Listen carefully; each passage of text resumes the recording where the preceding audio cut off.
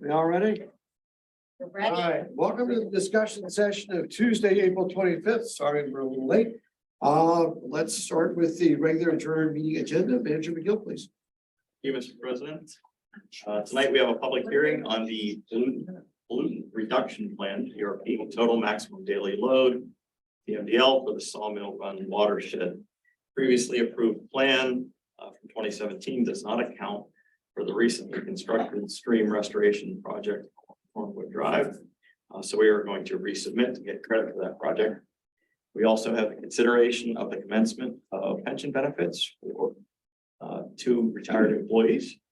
We have the consideration of an appointment to the Civil Service Board to fill an unexpired term. We also have the consideration for the award of the Meadowcroft Park Pickleball Court project. We'll see a presentation and discussion session on that. And then we also have the consideration for approval of the sale of a 2002 Spartan Precision pumper. Great. Fire apparatus for those.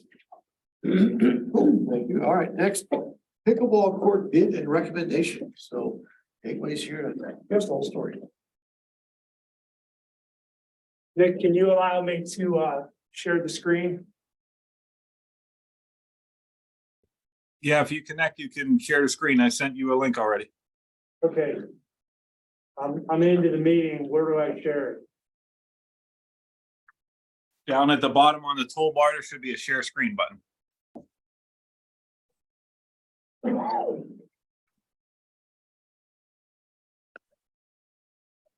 I'm not seeing you in the meeting. Did you use the link or did you just join the basic link? I got Ian is trying to help here. He joined the basic link. Hold on, let me promote you.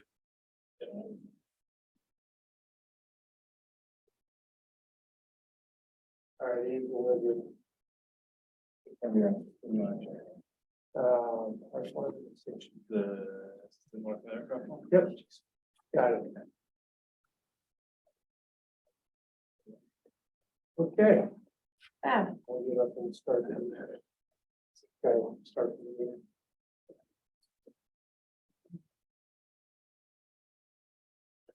Thank you. So good evening, Commission.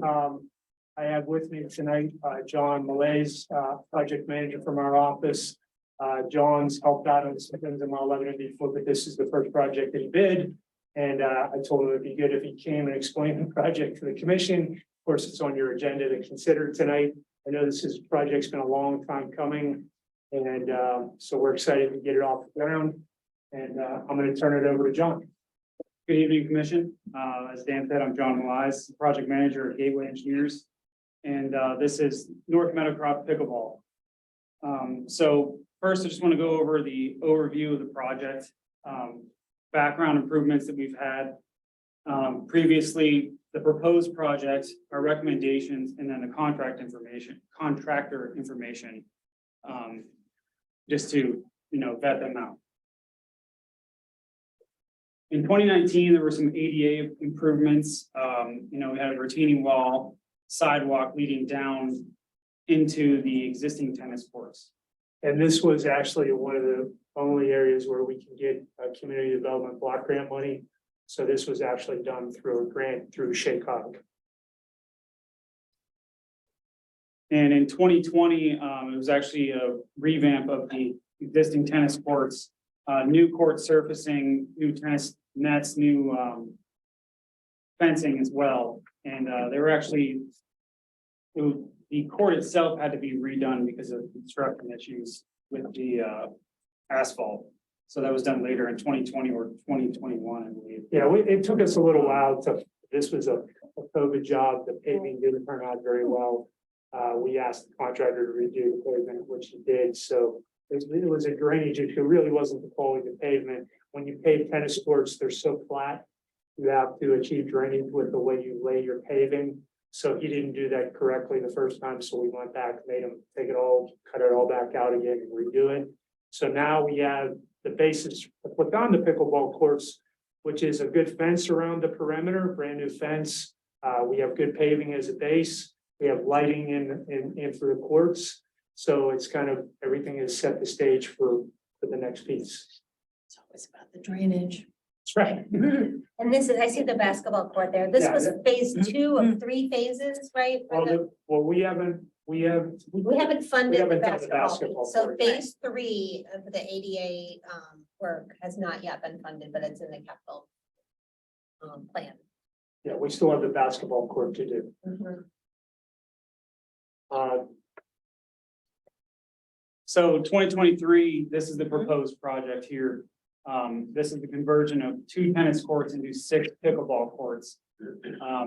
It'll just be site demo of the existing fences. In between the courts itself, not the perimeter fence, and then restriping and resurfacing. So resurfacing, what would the new surface be? New surface is black coating, it's like an acrylic. And how will it be different than the current surface that's there now? it's gonna really pop. It'll, It'll bounce more? It'll be bright, it'll be Just not, like this bright. it's not gray, but it'll be a bright black. Okay, so it'll be a different color, but I played pickleball there just last week or whatever. So, It's really- the lines, the current tennis lines Yeah. will be eradicated by the color coding. Right, And then it'll be restriped just for pickleball. okay. So yes. you'll have contrasting very bright white lines on a very black surface. But it's the same kind of material, same. Yeah, it's really, if you think about it, if you've seen tennis courts before that are just color coded, Mhm. it's not a rubberized surface or anything like that. It's really a heavy acrylic paint. Okay. And they'll put multiple coats of it down to make sure that the lines are eradicated. And the good part about it is they won't have to go in and actually burn off the existing lines, correct. which that could make the surface irregular. Okay, So we'll keep the same nice flat surface, where it's really, it's like painting your wall, a purple wall, painting it white or okay. whatever. We're gonna really contrast this, but the base color here is black, so the black will cover well on this, and it won't be a problem. Okay. And then you should talk about that. And where the that's fences are that gonna go. alternate bid, the black coating, that's a reference. Yes. Hmm. We want to talk about the fence. And then- not have the fence everywhere. So there's gonna be one fence, proposed 1 6-foot fence that goes straight down the middle of the Okay. court with openings on either end to walk in between. But there won't be any fences in between adjacent courts, because that has to be left open. For the school districts, because they use the Oh, open space. Okay. Sure, so there won't be fences in between the courts, so your ball is gonna go to the other court. Side to side. Side to side. What's a bad player? Yes, exactly. You hear me?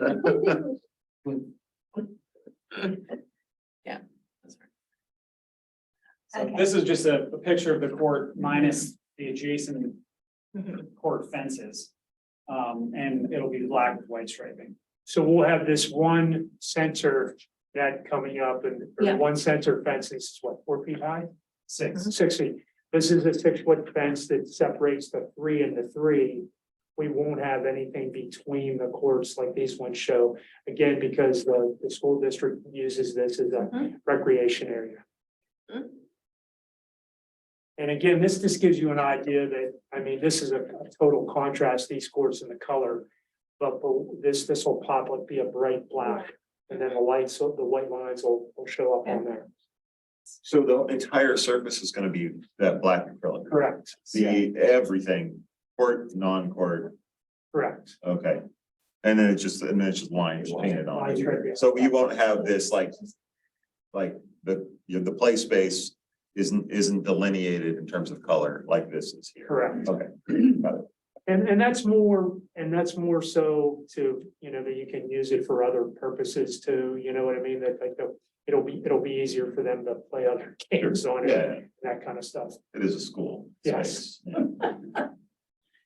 So the conversion is 2 tennis courts to 6 pickleball courts. It allows for multiple games in the same area. Our major bid items include the demo, fence installation, and striping, and there was an alternate for the black coating that we talked about. We only received 1 bid. It was from CH&D Enterprises, but it was under the budget, under the opinion of cost, and that allowed for the alternate for that black coating. Good. we've worked with CH&D in the past without any issues. And I had a concern about that because they're a heavy highway contractor. I did a bridge with them years ago in Green Tree. And they're kind of bridge guys. But what we found out about them is that they have opened up a recreational group. So, we'll talk about. Yeah. There's not enough work in bridges.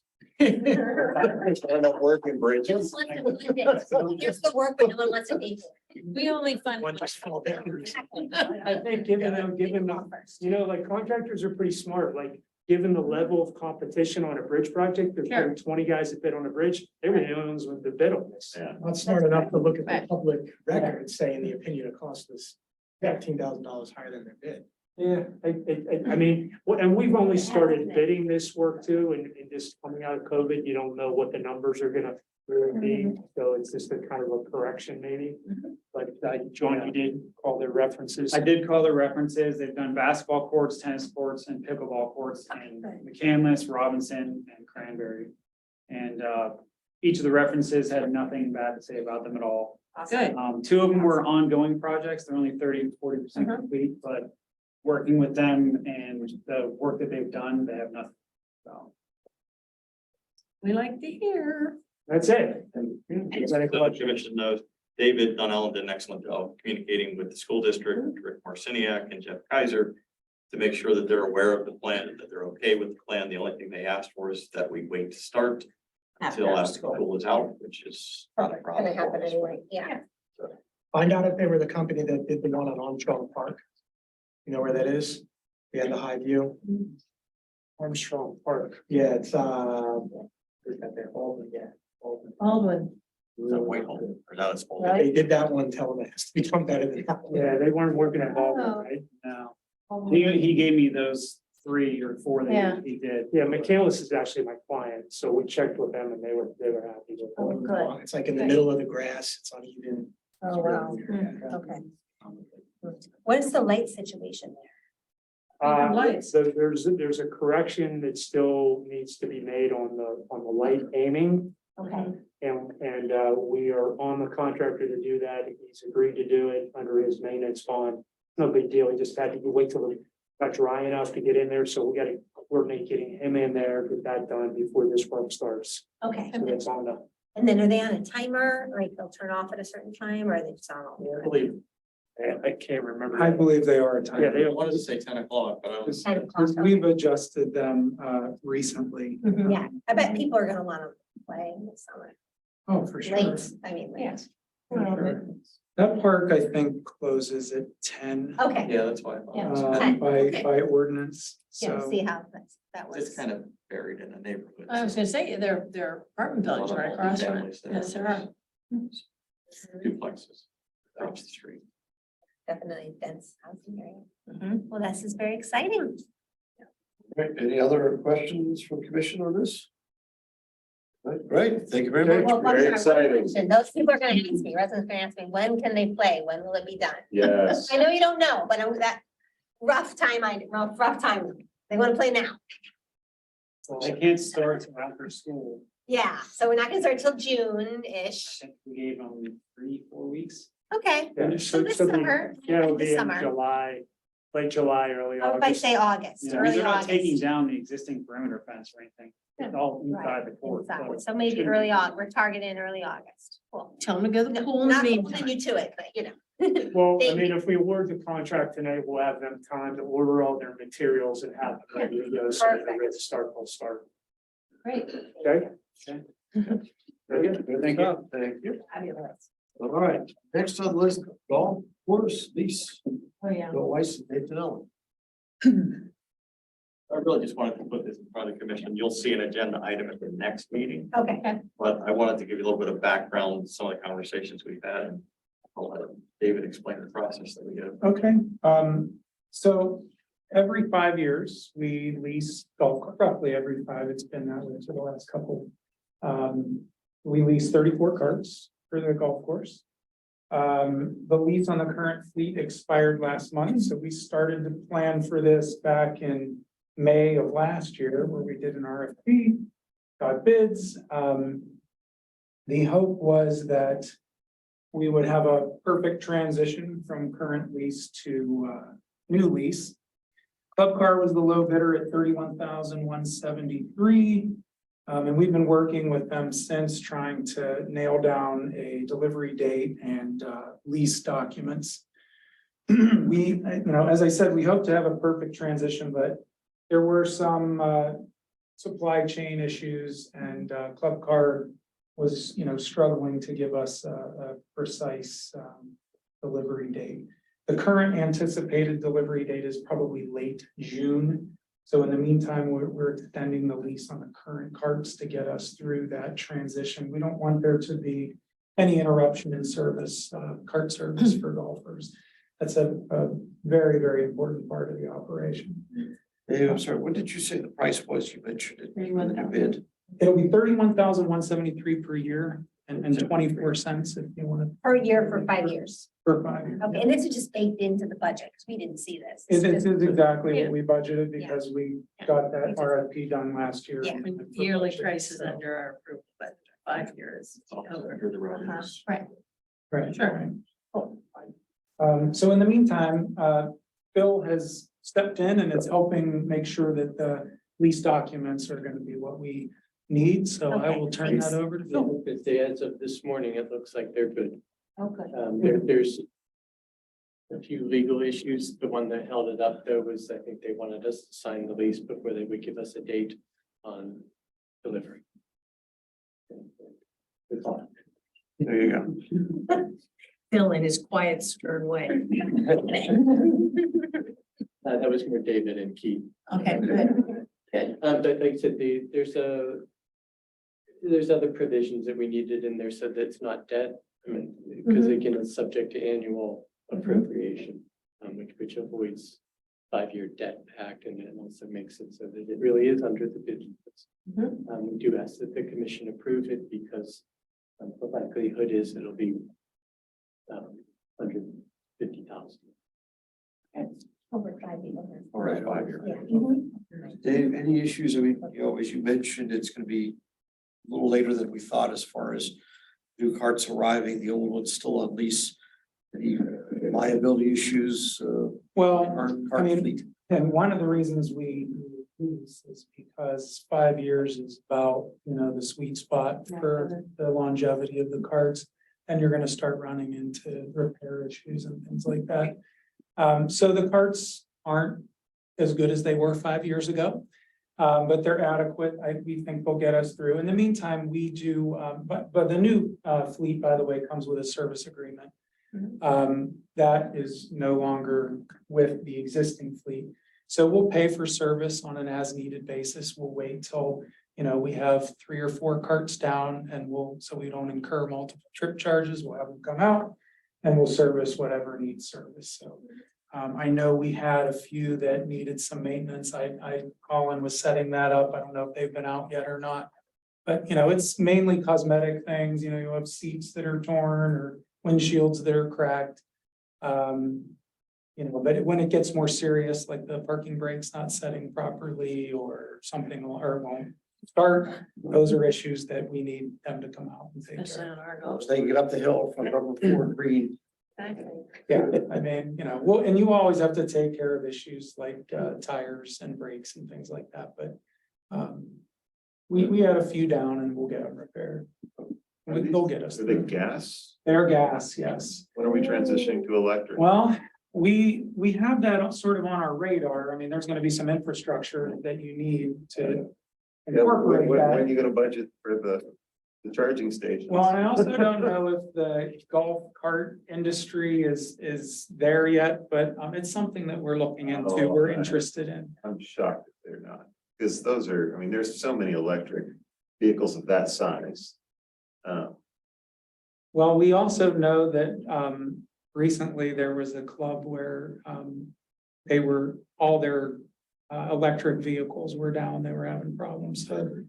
We're a little leery, want to make sure they're reliable, but it's something that we'd like to consider in the future. How about next 5-year lease? Next 5-year lease, try for electric? Sure. Do that, might be Colin. We'll see. No, we could definitely target that. It might be something that, you know, if we do decide to build a new clubhouse, that maybe we incorporate. You Charging. know, Charging into it. better cart storage and infrastructure for charging. I mean, that's something we would definitely want to look at when we do look at a new clubhouse. But it's something, you know, with or without, we can certainly consider that. Any other questions? All right, great. Thank you for the briefing. Thanks. Appreciate it. Thank you. All right, next on the list, the comprehensive plan update. Judy Easton, you have the plans? Come on in. It's very 1960s. Retro futurism. Retro, yeah, baby. Bright colors. The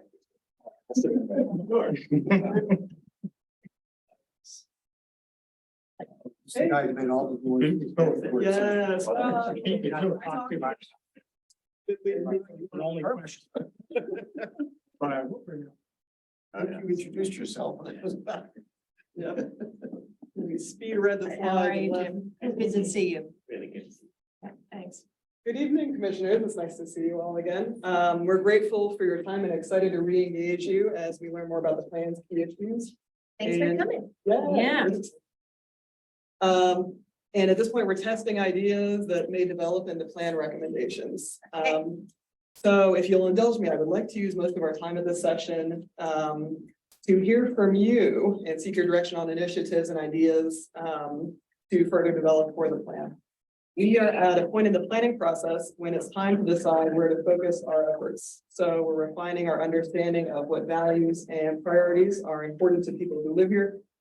We, as planning professionals, of course, have lots of ideas about best practices and strategies to address the types of issues we keep hearing about, but we know that some things are going to work better than others. And we're determined to make this plan achievable and practical as well as aspirational. So we spoke last week with the planning board and with our liaisons group, including representatives from the appointed advisory boards. And we're asking for your help this evening in what we've been calling internally a spaghetti exercise. We're throwing ideas at the wall to see what sticks. More specifically, we're examining some ideas we've heard along the way. Suggestions, ideas people have heard are working well in other communities. Wild thoughts that only tend to become ripe in big picture planning processes such as this. So we'd like to know which initiatives, which concepts, which ideas are worth our continued attention. We're going to focus our feasibility research on ideas that are potentially supported and viable. Further developing strategies for how those could be put into action here locally. But we want to avoid wasting time on ideas that aren't going to go anywhere, whether that's due to limited political support, practical realities, or other impediments. And we also want to make sure, of course, that this plan addresses all of the high priority issues you believe it should during the next 10 years. So since we last updated the commission, the planning process has taken a deeper dive into 3 focus areas that emerged through public engagement and correspond to the way the municipality is realigning its appointed advisory board. We currently have surveys open for each of those topics that are generating some really interesting insight. I'm really pleased that you have the slides so we can breeze through these results this evening.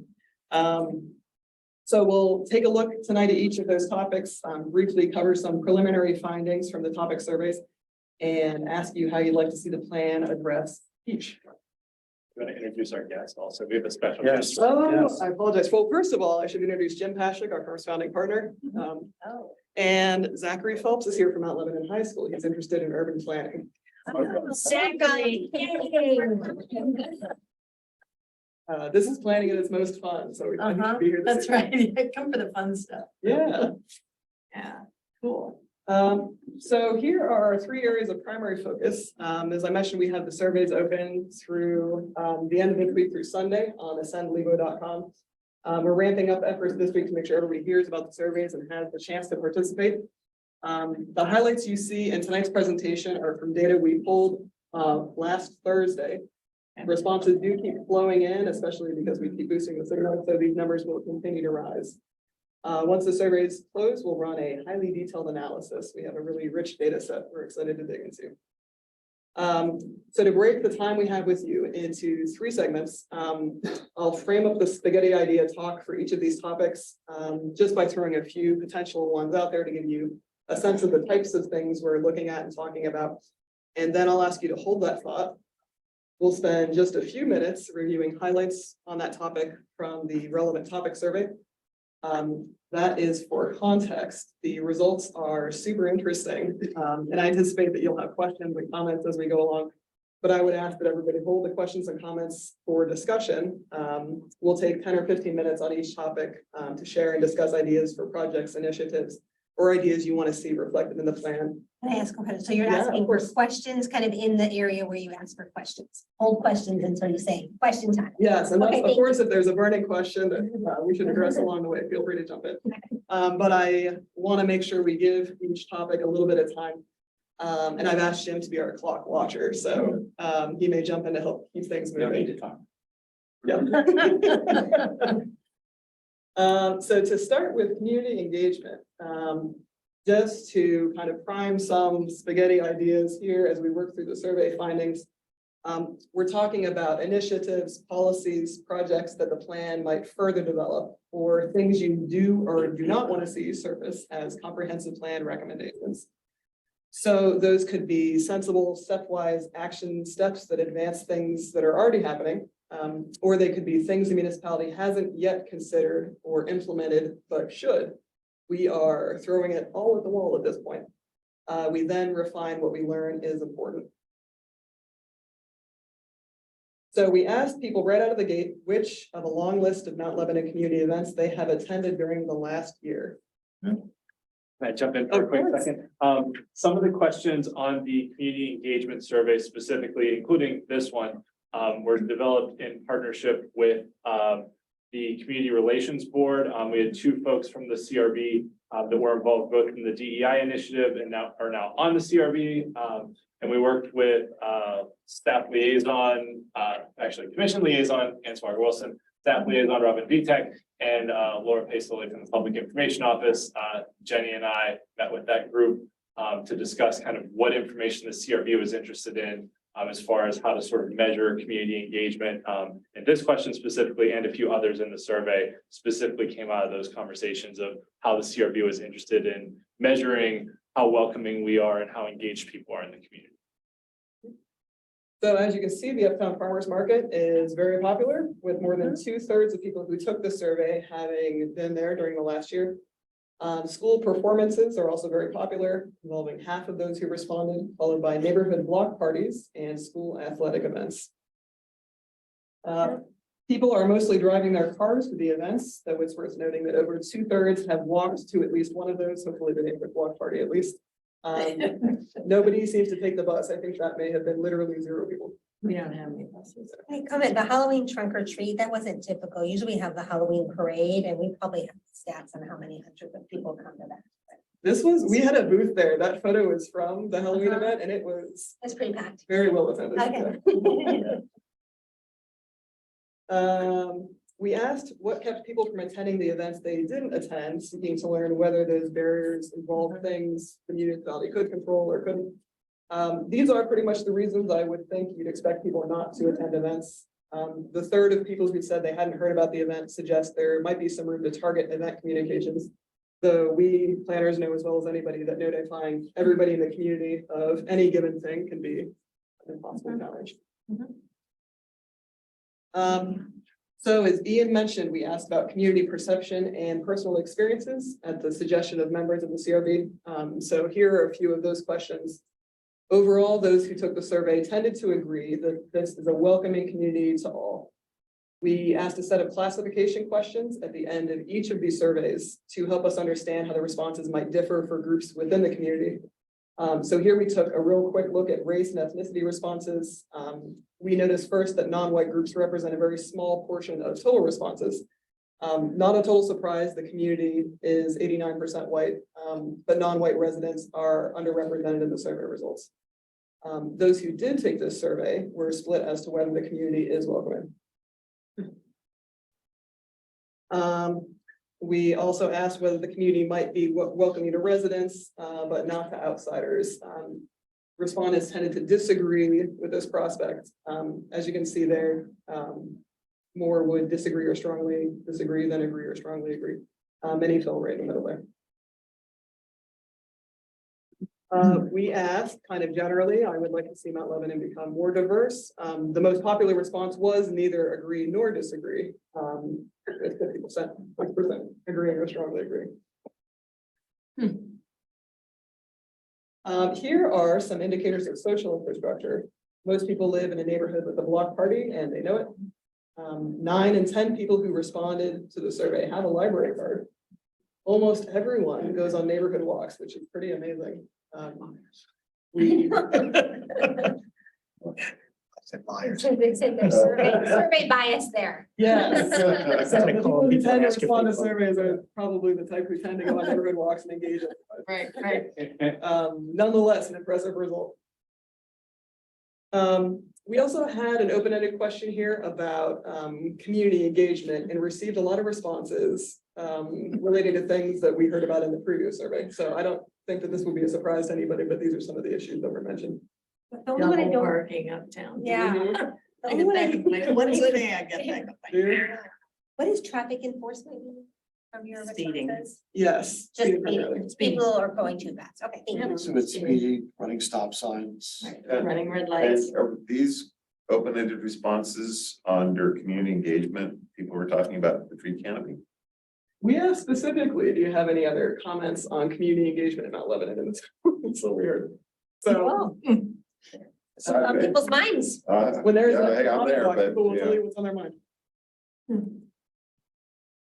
Yeah, I've heard all of these. Yes. Yes, me I can't too. imagine there is a problem. Code inspection permitting area. Get that one. Yes, so the community engagement survey and perhaps all of these provide us with some insight that informs where the municipality could head next on this issue. Generally speaking, areas of concern, areas where there is perhaps greater or less public interest in change, or maybe areas where education or advocacy might be useful.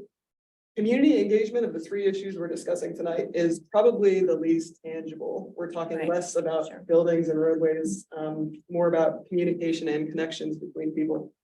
Nonetheless, it's an important issue and the comp plan will establish the path forward for the next decade. So if we frame community engagement both as an issue of the way local government communicates with residents and the role it plays in reinforcing social infrastructure, what therefore should the municipality do? One thing we're working on in the planning process is taking stock of community identity as it stands now and the way it's changed over the years, and talking about refreshing the slogan and the way Mount Lebanon presents itself. So we're interested in hearing how you want to see branding fit into communications moving forward. The municipal website update is a huge opportunity to consider how local government makes information available to those who are seeking it, and more generally, how it seeks to interact with residents. The DEI work groups generated a lot of great recommendations. We know some have been implemented, some may not make sense or maybe impractical to implement. Are there others you're aware of need to be carried forward during the next 10 years? Are there concrete things we can be doing to make the community more intentionally inclusive? And maybe more generally, are there types of events or initiatives or other ways to get people involved in the community that you think would work well here? How do we recruit volunteers to engage with local causes and work they care about? How can we make gatherings more inclusive and meaningful? So at this point, I'll open it up. What do you want to make sure the plan considers, or what initiatives or ideas should we make sure to explore moving forward? Out of the list here, the one before. This list or? In your own head. Yes. Okay, anything.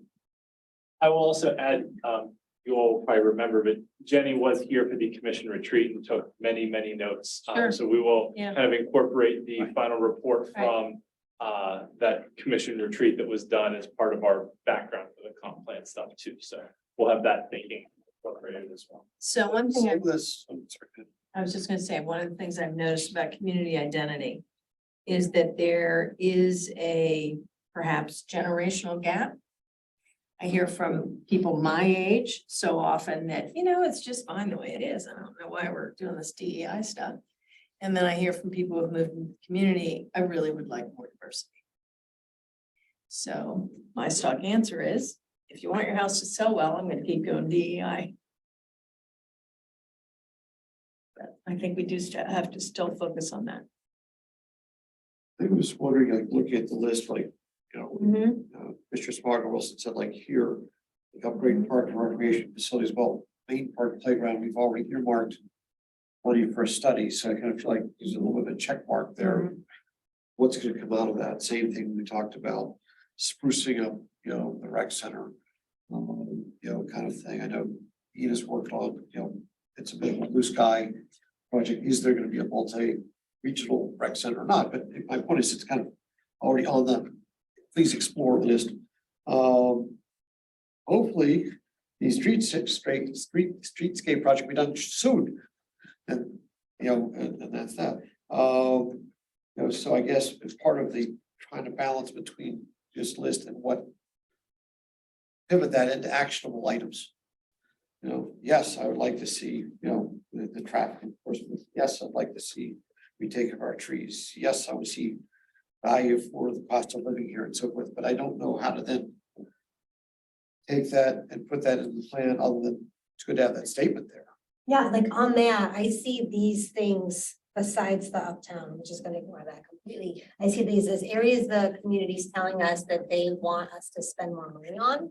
Where that money is gonna come from is sort of up to us to figure it out. We're gonna have to spend less in other services, and they're maybe not gonna be happy about that, but like to take the recreation and parks, for example. I think that we should come up with a plan for increasing the maintenance budget for recreation parks on an ongoing basis. Like the studies are just another study. We've been spending hundreds of thousands of dollars on studies, but we need, at the end of the day, we need to decide. We need to increase the budget for maintaining our facilities. And For along example, and along those maintain the lines to sidewalks. say, if we Yeah. say, these are the things for the next 10 years, we think commission should pay attention to. Right, Improving, you know, looking at the ways to improve the parks and so forth. yeah. Looking at the sidewalks, looking at traffic enforcement. Just, you know, Or other ways to calm traffic that Right. isn't. Traffic. I just saying, Traffic calming, these yeah. should be, you know, the 10 things to keep in commission's Yeah. mind for 10 years. Knowing exactly what the fix is for that, we don't know. We don't have to know that today. Yeah, it's just more of these are the goals, you know, for the next 10 years, if that makes sense. Yeah, We need a road diet. we need road diet. I would put road diet as one of the top things as well. Road diet, bike lanes. And then I could, Parks and Rec well, maintenance plan, I'd put that on there personally. Well, so I think for me, as I think about community engagement, for me, the last bullet there for me, I think it really is important because again, government doesn't create community. Government is a foundation upon which community is built. We can do events, and I think the events that we have are great, but I don't want the municipality doing more events. I want government to be the platform upon which community can have events and can facilitate events, whether that's the partnership or Lebo Pride or any other group, right?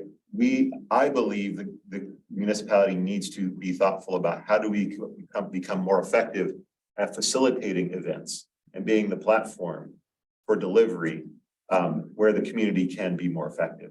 Now that's, to a certain extent, that's focusing on third spaces, right? How do we enable third spaces more effectively? Right, and I think the streetscape is one example of that, but our recreation spaces are definitely a part of that, and our parks are. But then there's also, sidewalks are a part of that too. Again, community engagement, right? It's like, Yeah, where do you want to go on this topic? But I always want to also circle back to, the board realignment. And how do we empower the boards to be more effective facilitators of community engagement?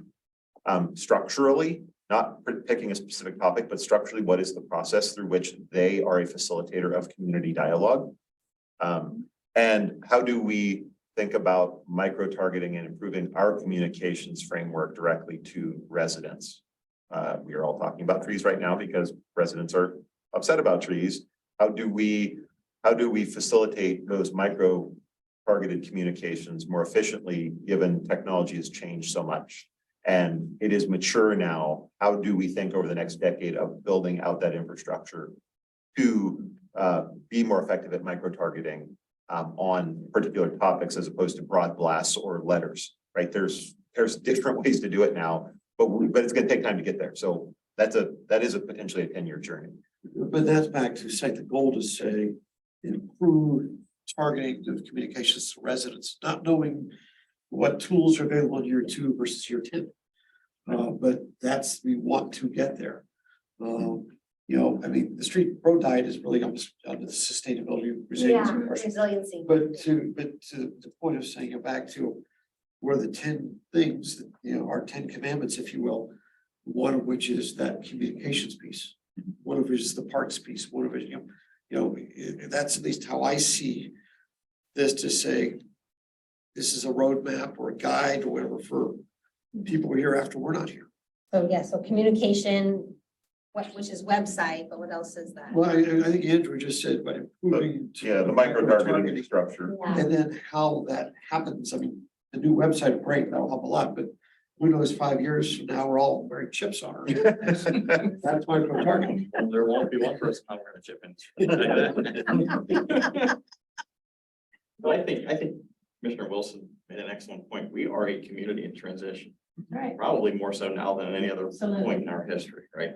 So how do we figure out how to effectively communicate or provide that platform for all of our residents? Right. Because they have different needs and they have the same needs for certain things. And public realm is a really important part of that. I Yes. mean, I understand sidewalks and roads and where you want to put them in another place, but in community engagement, you know, I find when I live in a community that has sidewalks, when you start walking on the sidewalk in front of my house, I'm usually going to talk to you because you're in my front yard. Yeah. And so I, being me, have to say hello, crack a joke, talk to them. But that's how you start reaching across this generational divide. Yes. Is that you have people communicate with each other, not on a website, but In face to person. face, in person. So public realm plays a big role in that. Where are Absolutely. those public spaces? Our- Where Yeah. are those places where people can interact in a natural, unforced way? And that's, and Yeah. following that, what Commissioner Flynn said, say, okay, Yeah.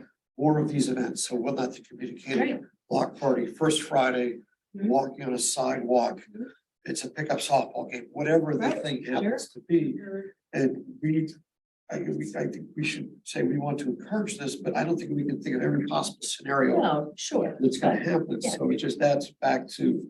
How to Yeah. encourage events that residents want to have, like some. Well, I got a list. Okay, yeah, I would like to go into that. I know it's easy to apply for a block party permit, but I think we can make it even easier. I think that we can, improve. If that's the number one thing that people are already doing, let's make sure that, We're It's letting them very serve easy for beer them to at the do it. pavilions. That did it. yeah, that helps. Another I piece. think the rock the block events are nice They are Yes. nice. because Yes. it gives residents the opportunity to interact with Right. public safety Right. in a very conversational, Right. educational, sort of Mhm. relaxed way. And it also involves multiple demographics because I know that, we're gonna take our grandson to one this summer, right? So there's that opportunity to get that conversational, casual interaction Yeah. among different demographics. And Yeah. you're coming about block parties. One question just for us is to say, we've limited how many block parties per year right now. You also have certain roads that you can't have a block party on because it's a main road. One is just a topic to say, do we say for roads that can have block parties, do we say max 2 up to the max 3? Yeah, Just stuff like that. do we also look to say, we know there's certain roads, we can't close Washington Road, it's a certain point, which is not conducive for a block party. That means there's other space for you. Yes. Well, we no, have but other they say, things. but the idea is to say, are there places to say, back to, there are places to build more park pavilions or something? Yes. Exactly. That's the idea, it's just, Yeah. there's not gonna be one answer that, It's what works for everyone, yeah. I mean, way back, there was conversation about creating a 19th hole kind of thing at the golf Right. course, again, another way. Oh, Sure. You can congregate after golf. I'm not saying that has to be the way to go, but that. Yeah, idea that of kind of stuff. Stop. Yeah, Yeah. yeah. How do we capture all that? Congregation places, use scribbling, you got notes. Congregation places. So I have to be the bad guy, saying you probably need to move on to the next issue. No problem. I like Just that. one additional comment, zoning, we had talked about making sure that Yes. zoning doesn't fall out of the conversation, Right. so having a look at our zoning and determining whether we need to change things, modify things, things like that. That's in the, is that in the next one? That's a great segue. That's coming right up. Let's talk about that. Yeah. Amazing, thank you. So resiliency is shorthand, as we've been using it for economic development and sustainability. They are, Historic preservation. oh, that's right, yes. Historic and cultural sustainability, yeah. They're rich, complex topics, much interrelated, of course, giving us a lot of ground to cover. In our first focus group discussion on this topic, we spent a long time discussing land use and development. As you'll see in the survey results, we also need to establish direction here for environmental sustainability work, perhaps also cultural and historic. One thing that the group did discuss, oh, I'm getting ahead of myself, is how difficult it can be to tee up productive public conversations about topics like density. Or really any land use or zoning issue that comes with important background context. NIMBYs around here. Briefly and simply explain in a soundbite. So as we move further into public engagement on this issue, in particular, we'll want to tie potential recommendations with the rationale that supports them. So just to frame the conversation on this topic with some spaghetti ideas, here are a few we'll return to in just a moment. But first, the context. We started the resiliency survey out by asking people how they think Mount Lebanon should approach each of these planning topics. So right to the meat of the matter. More of this, less of this. Transit-oriented development is really well supported, with 2/3 of respondents, maybe a little more, wanting to see more of this. In a result that is actually pretty amazing, we thought more than 80% would like to see low impact, limited scale commercial uses near elementary schools and residential neighborhoods. Allowing things like coffee shops, corner grocers to locate where people live is a great strategy to shorten vehicle trips and get people out walking. We threw out some ideas to test public sentiment. The most popular one on this list is there on the bottom. Infill development should keep the scale. People also liked the idea of holding developers accountable to architectural guidelines or standards. That's The idea of requiring, That, not like Airbnbs I saw was the, yeah, The page Airbnbs. before. just the page before, that was. Yeah. Yeah, and the page before, what's the Yes, that's accessory dwelling? Looks about Yeah, split. it's that. She sheds. Yeah, but what's the Ready. percentage? Like this for in-laws. you know. Yeah, I know. Accessory dwelling units would be on lots that are zoned just for single family residential to be able to create a second dwelling unit on the For your property. in-laws. Yeah, so like, there's people that do That's what my the, children threatened to do to me. You're going out there and staying. it's a very common practice. People have like a detached garage to put like a, Yes. Housing thing on top. bedroom suite. In-law apartment on suite. top. Yes, I've Yes. gotten complaints about that. Like, why can't I add some Ah. housing to the top of my garage? I need more space, Correct. and you can't in Mount Lebanon. Yes. But okay, but In what's the certain percentage? zoning break- districts. In certain zoning, what's the percentage breakdown? I was wondering. yeah, we didn't list it in the PowerPoint. I'll have to email you. It looks, Okay, it looks similar to me. yeah, it looks fairly evenly split. Okay. So when we asked this question in the survey, we did add a little additional context to explain what each of these things were, Mhm. and we left that off this slide for brevity. We did not in the survey have room to add the full context of what the zoning is now and what the Right, rationale might sure. be for the change. Yeah. But it was interesting to kind of take the temperature of people on these things. It was To use- interesting- Sorry, go ahead. it was interesting, just again, looking at the accessory dwelling units, but also focus on higher intensity residential near transit stops and business districts, and it was again back to. It seemed pretty close, I don't say quite a coin flip, but it's just interesting how the. Can't cover by having a figure up the wind, but it's just interesting to see, how this plays out. The slight plurality was in favor there. Yeah, and I The think- numbers are on the plurality or majority side. Mhm. And a lot of this will tie into the language that's eventually ends up in the zoning ordinance, because while you'll see that 57% say we should have less of the short-term rentals. If you start allowing accessory dwelling units and the principal person that you provided it for is no longer here, and now you want to rent that out. So you gotta be careful how you do that. Yep, absolutely. Mhm. Back to the sentiments, I just want to highlight here, perhaps, not surprising to anybody, the sentiments having to do with, kind of the cultural, historic, architectural quality of the neighborhood is very popular. The least popular one was a suggestion that we reduce off-street parking minimums.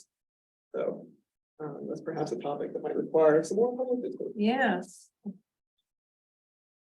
We referred specifically to the municipality's adopted resolution to align its land use and zoning policies with the intention to reduce the carbon footprint of the built environment and improve overall sustainability. We did that mostly for educational purposes, to make people specifically aware that that's an officially adopted intention the municipality has. But a few of those who responded did have some good ideas for implementing it that we included here. We asked about municipal recycling programs. Curbside collection is widely, though not 100% universally used, followed by the electronics drop-off, woody waste pickup, and glass collection events. We also asked about barriers to household waste reduction, other reasons people make choices in their daily lives. And some of that kind of getting back to the prior survey on communications was some of the things we were trying to measure through each of these surveys were what are things that are within our control as the municipality and what are things that are outside of our control. Sure. So, jumping a little ahead, in the survey on mobility, we asked questions about like, why don't you walk places? One of the choices was weather. Like that's something beyond our control. Like if you choose not to walk somewhere because of weather, then that's something we can't control. If you choose not to walk somewhere because there's no sidewalks, that's something within our control. So some of the stuff we were trying to measure here is just what are barriers within our control and how much do they matter versus barriers outside of our control and how much do they matter? Sure. Just curious on this one slide, and I'm not being sarcastic when I say this, but has your group ever run into a scenario or study or research where household waste has actually been reduced? Because I know the garbage companies talk about it in the scope of pay to throw, and oh, it'll reduce the usage and then it'll be less. And Oh, I see. that's never the Yeah. case. I've never run into it, so I'm just curious if you have. California is now banning food waste and trash, Really? and they're literally requiring it to go into your yard and garden. But I you wonder if get even tickets. then it reduces. I It wonder. reduces your weight dramatically. Yeah. And it improves your compost, right? And it Right. reduces the methane going out of landfills, right? So there's a whole variety of knock-ons.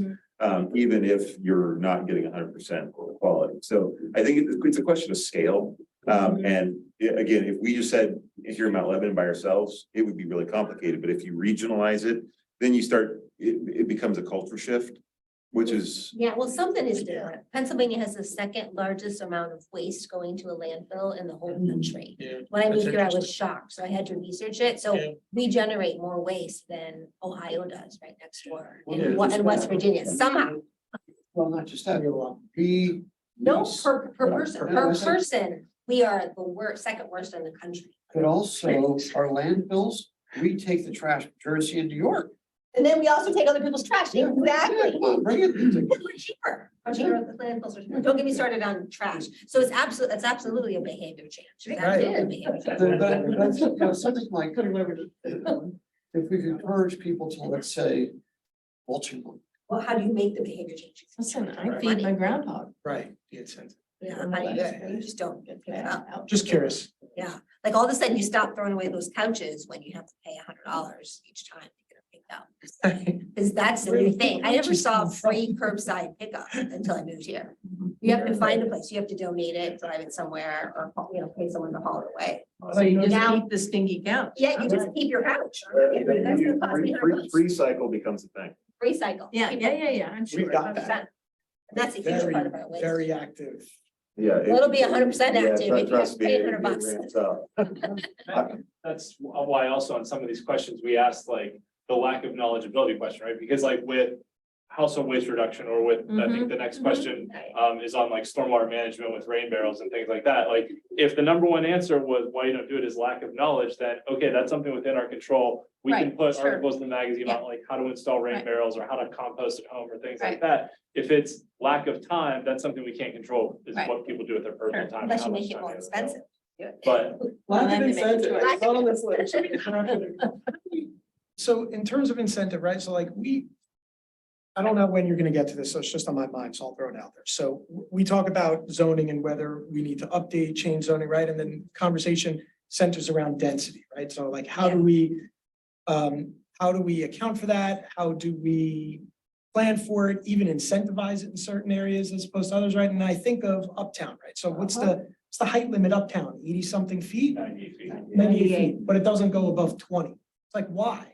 Why? Are they just like, do they not want to invest? They can. They could probably make a lot of money doing it too. So like, how can we even properly incentivize people to build in a smart way in areas where they're currently able to do it, but they don't? I mean, that's an area we don't even have to change. We just have to do something. Is it a program? Is it money? Is it investment? Is it partnership? Is it education? I don't I know. would think, and I defer to our architect, if someone says, I'm 2 stories, I go up to 3 or 4. They'd have to put an elevator, so it's something, you make that kind of dramatic change to your space. The codes, you now have to do this, this, and this that you didn't have to do before. And so that really adds expense. It's just like, I'll just throw it on the floor. But my point is, if we're serious about saying we want to be a municipality that grows, we want to encourage smart density, right? Like in our uptown areas, so there's less walking, things like, less driving, more walking. Those are natural areas. And if the answer is, if I go up 2, 3, 4 floors, it costs X amount, and therefore as an investor, I'm never going to do that. It would be incumbent upon us to create the programs that incentivize or help them do that. Otherwise, it will never happen. No developer is going to lose money on a development. It's kind of like their rule. Generally speaking. Of course, yeah. It's a bigger challenge. Attracting capital to those projects, right, Right. is hard. Yeah, it's hard. Can't do it on spec either. You gotta have it released. All right. We're gonna go all night. So, I mean, but back Jimmy's to, toast. Such good stuff that I get to back go on. to, back to, the commandments, if you want to say, if one of ours is the next 10 years, the mission should explore these opportunities for public businesses go up 2 stories, whatever. We don't have to come up with the exact mechanisms for how to do it. It just becomes, again, one of those, keep this one in mind as we move forward. Maybe there's state money or Yeah. whatever. We would just say explore density options. Yeah, Enough. we are zoning nerds. This is something we're excited to get more. I into. know, right? But I mean, look at. Given a challenge, yes. If we know that, for every resident that lives in the community, there's X number of dollars that comes back to the community broadly, or X number of dollars that comes to the municipality in taxes to offset services. It could even be something where the municipality puts money up to help develop that kind of thing because it's a benefit to the municipality on the whole. So like, there's a lot of different options. I know what you're talking about with the financing. It's not it's not like we're gonna solve this tomorrow. But this is the kind of stuff that, I don't know if it's way beyond scope of what you're doing, but I find it interesting. And if we're gonna have a real conversation about zoning and density and, we could stay the way we are at 34,000 residents and never change. And that's probably a quick way to, make sure the municipality does. But, I think we need to figure this out at some point. Well, I think that's the idea, is if we say, this is something we need to figure out over the next 10 years. Yeah, just say density options. Because, to Commissioner Flint's point, if we get this granular, we will be here. Yeah, sure. And I know you want to And get. I to the know, rest of the slide. Jim's poking me here too, but my last That's why I'm on. my last comment on the spaghetti ideas, because it was brought up at the beginning, it'll get brought up at the end, is, as the commission knows, we funded a structural study on the south parking garage this year, which should be wrapped up soon. It's being conducted right now. So that is kind of our biggest opportunity of property the municipality owns and Yep. controls, and we'll probably have to do something with in the next decade. How do we rethink how do we think about What are what's the done with that opportunities? space on a site we actually have site control over? So I think that sort of is a parallel to the zoning discussion as well. But Jim is prodding me along. So. Yeah, sorry. I know you're taking all the abuse because I'm on it. I'm the buffer. Maybe you shouldn't have said that. Okay, so a couple further points of context, and then we'll talk a few more minutes about perhaps any ideas we've left off the table. We asked about the funding level for the municipality's road maintenance Oh, yeah. program. We did show everyone images, so they had some context for these numbers. But we tied an annual cost to certain benchmarks for pavement condition, the PCI being a rating index score. About half of people were happy with the current funding level for an average PCI rating of 60, while some, as you can see there, would like to see it increase. I would just note that I had at least one, actually two residents comment that, yeah, this is nice, but this also needs to include non-motorized cartways. Just because the road for the space for cars is a PCI of 60. By sidewalk, Means that bicycles might be, in potholes, Mhm. and that's just as bad. So when you say non-motorized, you're talking about the streets, you're talking about sidewalks or? Well, it can even be the side of the road where the main cartway is fine, but there's a space where, right? I guess it might be right. So that's over by the curb. so Yeah. right now our PCI is 78 today, Yes, and the prior comp plan said we wanted to maintain an average of 60. right, but today that we're was the seeing goal. 78. Yeah. And we've been the beneficiaries, we've talked about in discussion, Well, I know. a lot of I don't care about why, but today The residents know utilities, yeah. 78, and maybe they don't really know what a 60 is, but they saw some pictures. And that's why we included the pictures that, Yeah. and we got some good comments from the planning board that they really like this question of like, where do you want to see the municipality over the next decade? What level do you want to see things maintained? I thought this was a fascinating question because we heard through the first two surveys we did, a lot of people were really positive on the idea of dog parks. They really Yes. wanted to see dog Yeah. parks. So as we kind of, as Jenny said at the beginning, we're kind of trying to drill down more into what people really want. We asked about specific locations. These locations came off of the mapping tool that we did, where people would drop pins in the map and said, this might be a good place for a dog park. So that was kind of where we specifically took these locations from. And when we asked people about specific locations, none of them got more than 40% support Right. for an actual location for a potential dog park. Most of them all but one were under 30% supportive of a specific location. The only one that was more than 30% was the lower area of Bird Park off of Bird Park Drive. So it's interesting when, you broadly say, you see comments of, yes, Mount Lebanon needs a dog park, and like 45% of people said, yes, Mount Lebanon really needs a dog park. Just do it somewhere else. Yeah, but then when you ask about the location, yes. That's what the top floor of the south garage is gonna be. And Look at Lower Bird, to say, what is the percentage, we said, okay, 40% in the green, but in this red, orange, what's that total? I was curious. I ballpark around 33. So McNeely Park would be the only one I'd flag here. People don't know where that is. You can't get to it. There's no access. Not that, and so I don't know. Why it's the least objectionable. Yeah. Well, it's both, it has. No road to It does do it. Get there. It has the least support and the least opposition. There's no So thinking about it's a tie, it's like. The rest of them people know where they are, so. I think we covered a lot of this through the discussion. So Yeah. Well, I'll just call out, I've had lots of residents very, very supportive of the idea of a grocery store uptown, a full service grocery store uptown. Yes. I think the eco district is an interesting one, but I think it's a framework, it's more the principle behind it. Rather than eco district as a Right. structure. Right. For me, the eco district is more about getting the key organizations working in collaboration. As opposed to, it's having to be quote unquote an eco district.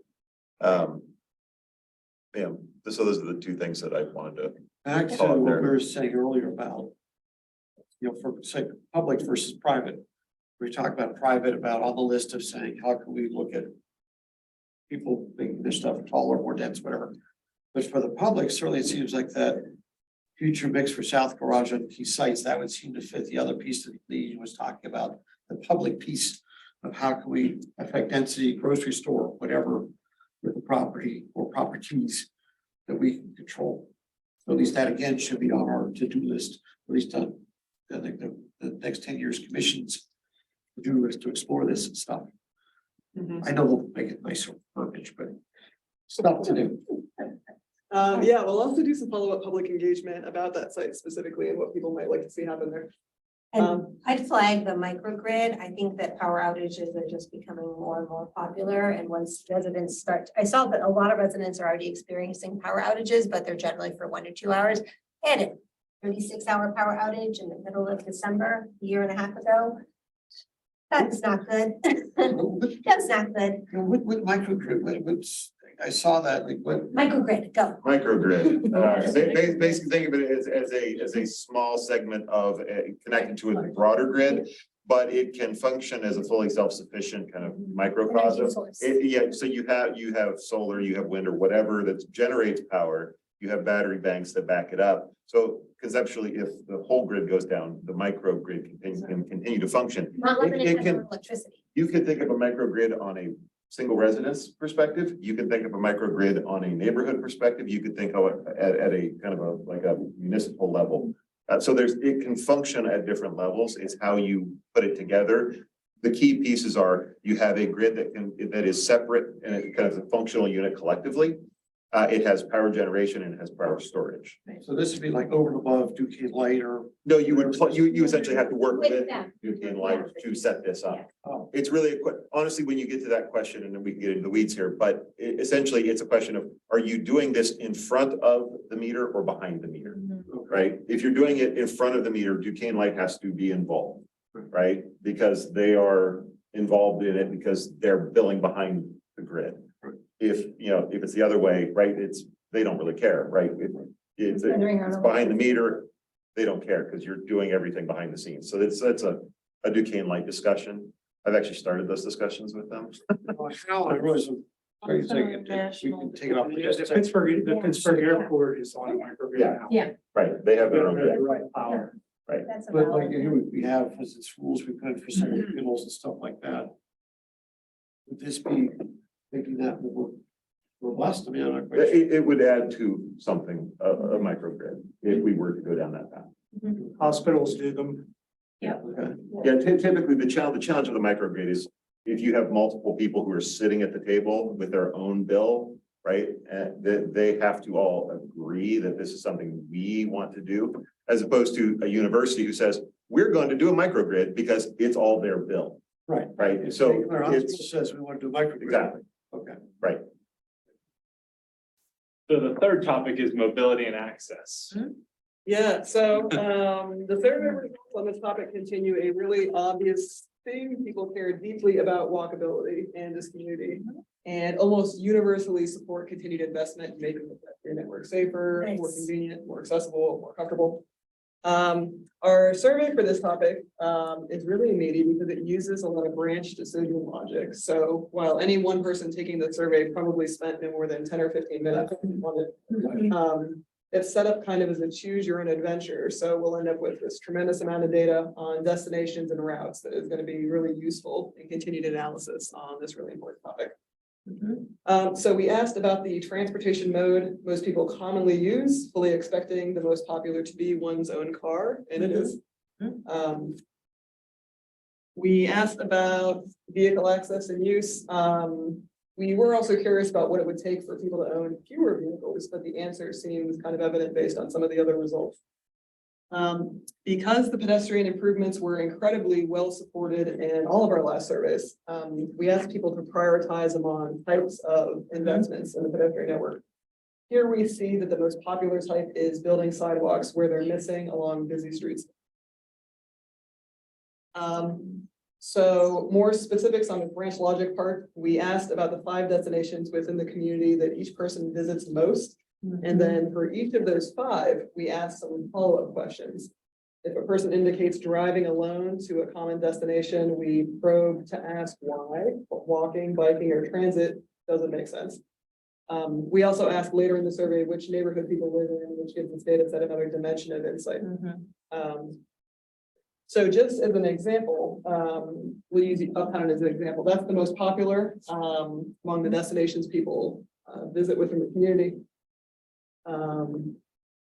We asked how often people visit, and the most popular response there is at least once per week. It's a 20-minute walk for about half of the people who go. 80% say it's within a 20-minute bike ride, but far fewer consider it accessible by transit. The main reason people cite for not walking or biking uptown is that it's really hilly, followed by the fact that they tend to be carrying stuff. It's worth noting that people are also concerned about vehicle traffic safety.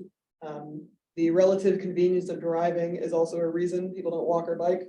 It's simply not that difficult, time consuming or expensive to drive to Uptown and Park compared to the way people perceive a walk or a bike ride.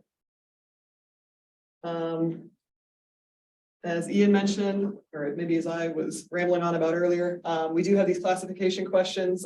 You have these in your packet, so I don't want to linger too long on the results because I'd really like to get some ideas from you on mobility. But just to mention, this is an opportunity to start building an understanding of who participates in processes like this, and gain some demographic insight that allows us to cross-tabulate responses and better understand the different perspectives that people have on these questions. Preferred not. Sorry, did I speak fast? It's interesting, I mean, I was surprised how many folks, it was like, that was the number one answer. Yeah, Of not knowing. sure. Probably prefer not to. And we Well, I mean, included, but look at that map, I can sort of go, where am I? So so we included the map of the neighborhood. I did the link, and I can see where people go, whatever. Yeah, it's- Kind of thing, I don't know. Whatever, okay, I get it, you know, we appreciate all the other answers they gave us, you know. Yes, but where we do have this information, it'll really be interesting to see who from Sunset Hills is willing to walk to a certain destination versus. So we have a lot of data crunching to do. So what do you want to make sure the comprehensive plan considers as solutions for transportation, mobility, and access? Yes. Well, yeah, the other thing that I came across recently, I think I came across this at another municipality, the idea of having a street design team. Which I thought is a really interesting idea, something that the mobility board conceptually could do as a subcommittee. With, you know, again, as we start to say, it's time to re-engineer a street or, you know, whatever it is. You know, a year, 2 years in advance, right? You give it to the board, and they facilitate the charrette process, essentially. Not saying it's, you're allowed, this is going to be the final, but at least engage people on how would you like this right of way in front of your property to look? How do you imagine it?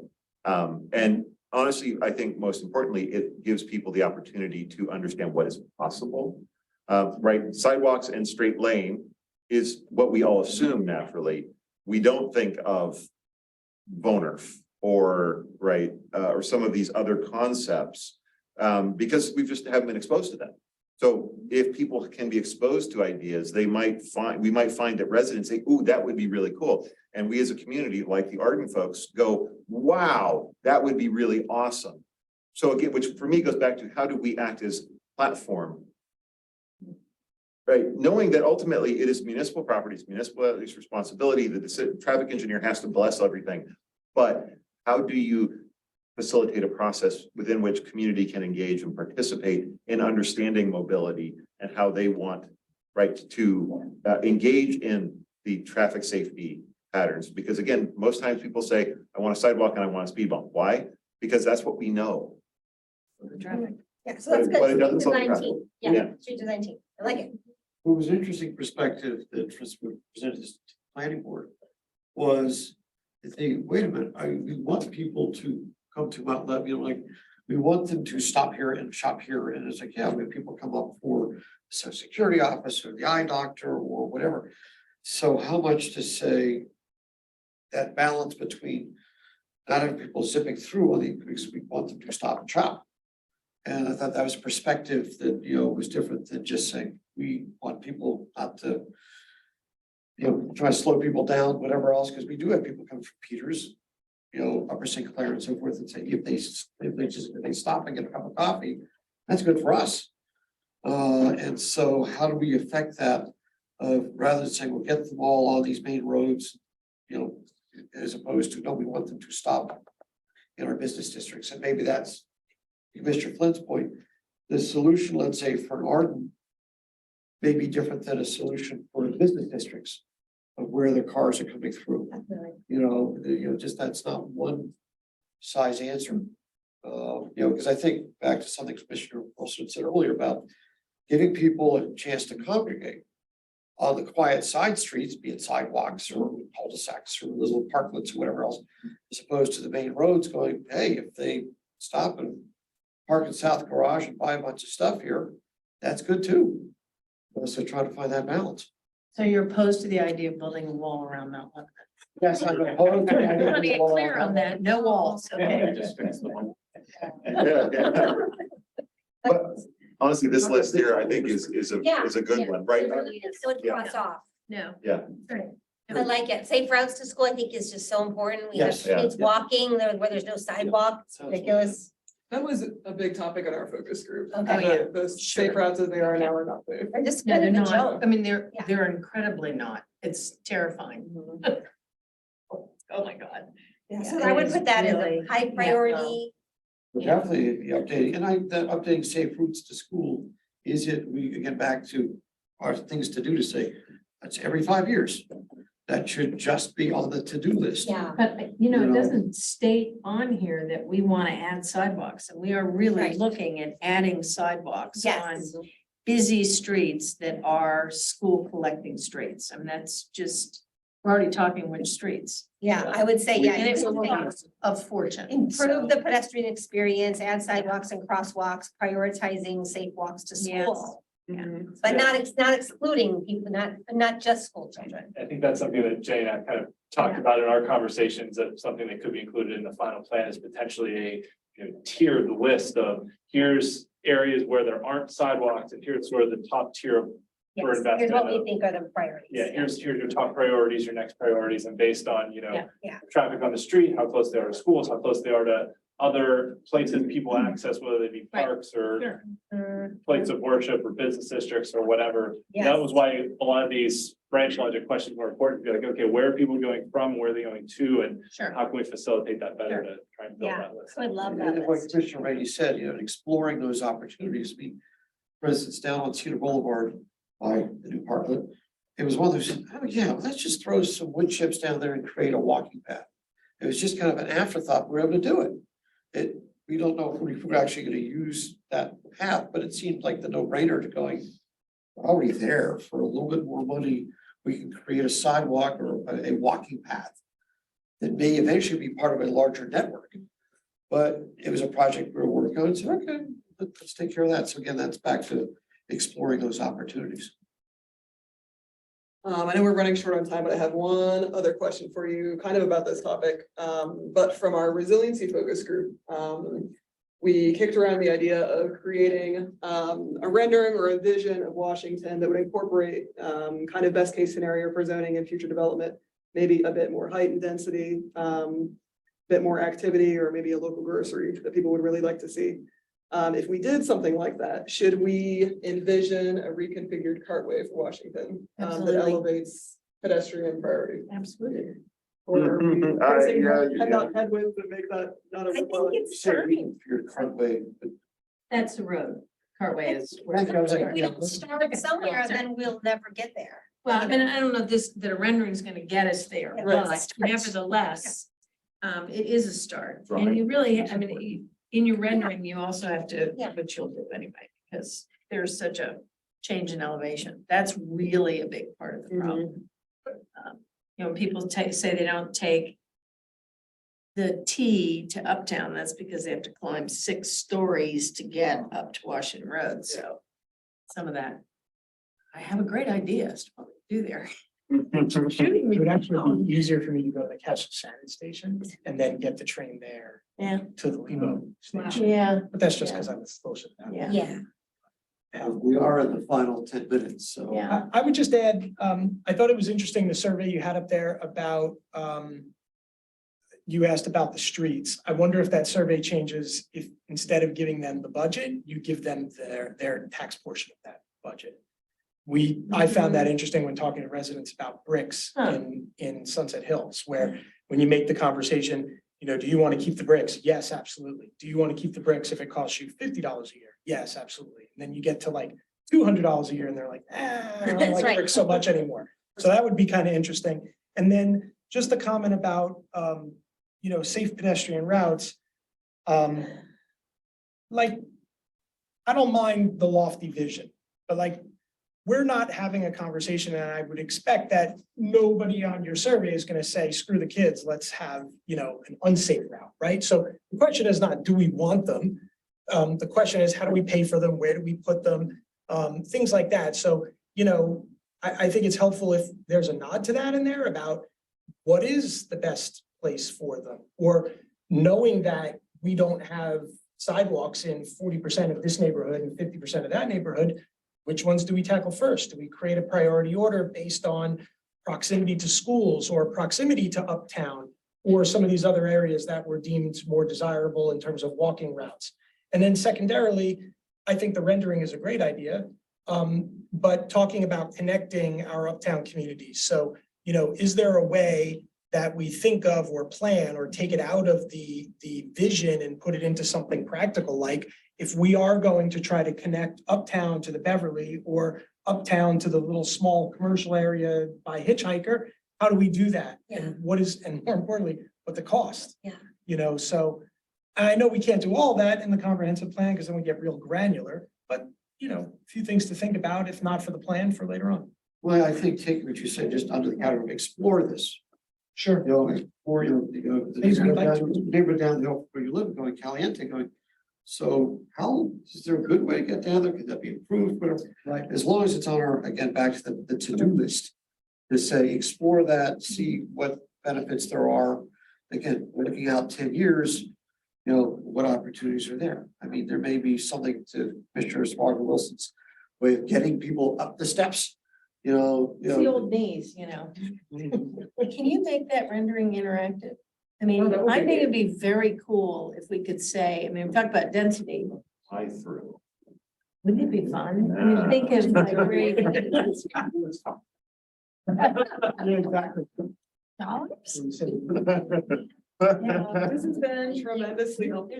Thank you for all the work. You guys. Yeah, we're in that phase, so continue to. It'll make them look nice, but we're not- We've got a last slide up there, so what you want to share with us?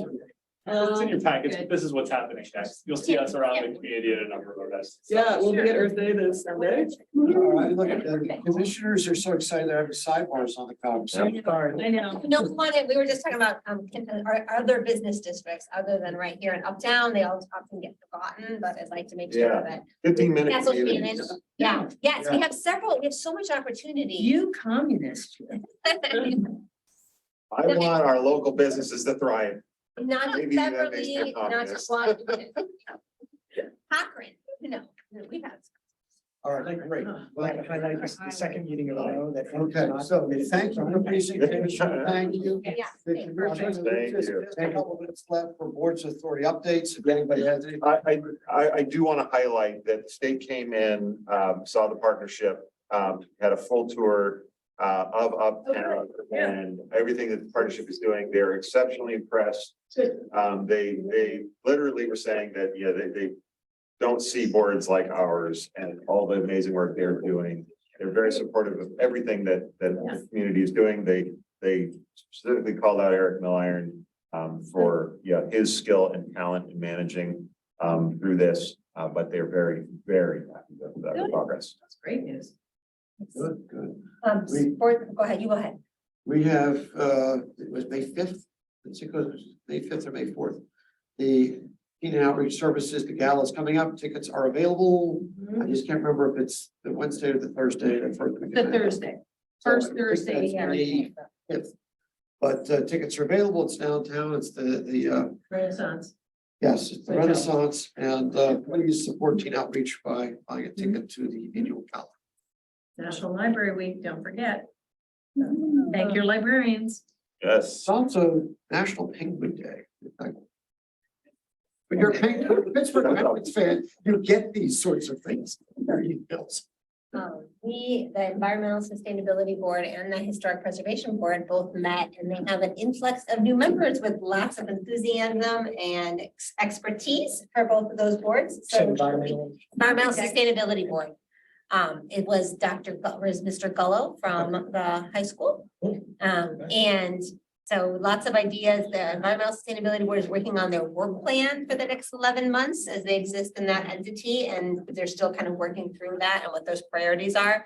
Historic Preservation Board is taking a stab at what we asked them to do, which is look at the transition plan and document all of their work and then find a way to summarize it for us. Make recommendations about what needs to continue and how, and some of that's kind of been done behind the scenes over emails and stuff offline. This board- Hopefully ESP is kind of doing as they get to the end of that term, kind of tee things up so that it becomes part of another board. that Yeah, Stuff doesn't get lost. they're not, ESB is not quite yet to tee stuff up. They're sort of just getting what they're focused on for the year still, but we had a good update from Greg about what's going on already. Just in case they can't get it done, at least they've got, Yeah. here's all the files.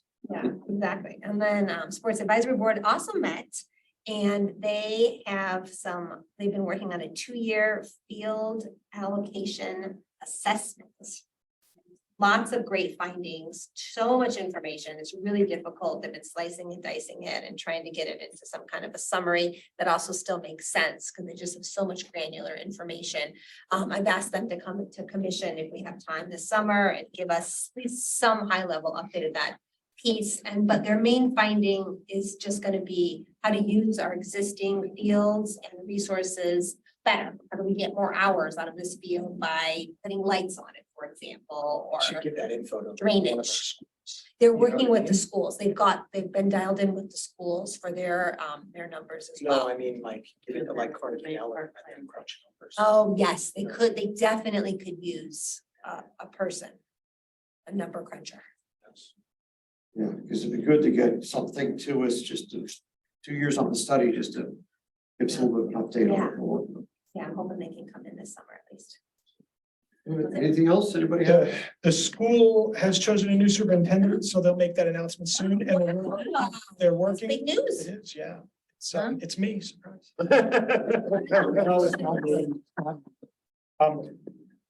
They're also gonna do a DEI dashboard that'll appear on the website, which will have some demographic information. There's a call for potentially add like disciplinary information too, but they have to work through some things there and, still determine all that. So that'll be up on the website sometime soon with some basic info, and then hopefully they expand outward from there, When will they announce the superintendent? probably within the next week. Awesome. Yeah. Wow, Imagine with minors, it's a question of what they can reveal. right. It is for very So stuff. when, yeah, that, I don't have the details on that, but, hopefully soon, but we'll know. No? All right, anybody have anything else? All right, we are adjourned.